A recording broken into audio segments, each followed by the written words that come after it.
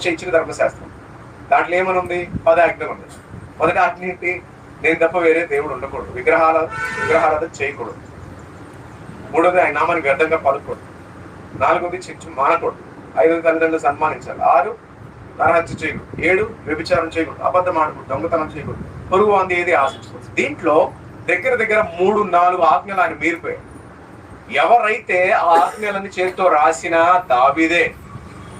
ఊరియా Bathsheba భర్తను చంపాడు, ఇతరుల భార్యని ఆశించాడు, అది వ్యభిచారం చేశాడు, పొరుగు వారిని ఆశించాడు. చాలా ఆ 10 ఆజ్ఞల్లో 4-5 ఆజ్ఞలు ఆయన మీరాడు.